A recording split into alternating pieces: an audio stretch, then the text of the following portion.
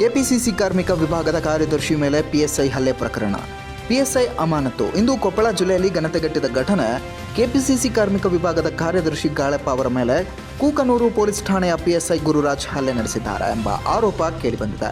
ಹಲ್ಲೆಗೆ ಸಂಬಂಧಿತ ಸಿಸಿಟಿವಿ ದೃಶ್ಯಗಳು ಲಭ್ಯವಾಗಿರುವ ಹಿನ್ನೆಲೆಯಲ್ಲಿ ಕೊಪ್ಪಳ ಜಿಲ್ಲಾ ಪೊಲೀಸ್ ವರಿಷ್ಠಾಧಿಕಾರಿ ರಾಮ್ ಅರಸಿದ್ದಿ ಅವರು ಪಿಎಸ್ಐ ಗುರುರಾಜ್ ಅವರನ್ನು ತಕ್ಷಣವೇ ಅಮಾನತು ಮಾಡುವಂತೆ ಆದೇಶವನ್ನು ಹೊರಡಿಸಿದ್ದಾರೆ. ಘಟನೆಯ ನಂತರ ದಲಿತ ಸಂಘಟನೆಗಳು, ಮುಖಂಡರು ಹಾಗೂ ಸಮಾಜದ ಪ್ರಮುಖರು ಪೊಲೀಸ್ ಠಾಣೆಯ ಎದುರು ತೀವ್ರ ಪ್ರತಿಭಟನೆಗೆ ಮುಂದಾಗಿದ್ದಾರೆ. ಇದರಿಂದ ಪ್ರಕರಣ ಗಂಭೀರ ತಿರುವನ್ನು ಪಡೆದಿದ್ದು, ಪ್ರತಿಭಟನೆಗೆ ಪ್ರತಿಕ್ರಿಯೆಯಾಗಿ ಮತ್ತು ಸಾಕ್ಷ್ಯಾಧಾರದ ಹಿನ್ನೆಲೆಯಲ್ಲಿ ಪಿಎಸ್ಐ ವಿರುದ್ಧ ಕ್ರಮವನ್ನು ಕೈಗೊಳ್ಳಲಾಗಿದೆ.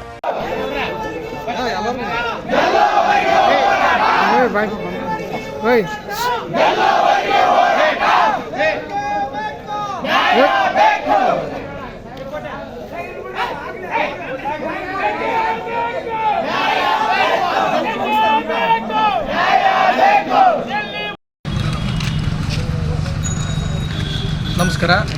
ನಾನು ಹಿರೇಮನಿ ಗಾಳಪ್ಪ ಅಂತೇಳಿ ಕೆಪಿಸಿಸಿ ರಾಜ್ಯ ಕಾರ್ಯದರ್ಶಿಗಳು ಕಾರ್ಮಿಕ ವಿಭಾಗ. ನಾನು ಕುಕ್ನೂರು ಪೊಲೀಸ್ ಸ್ಟೇಷನ್ಗೆ ನನ್ನ ಸಂಬಂಧಿಕರ ಒಂದು ವಿಷಯಕ್ಕೆ ಬಂದಿದ್ದೆ.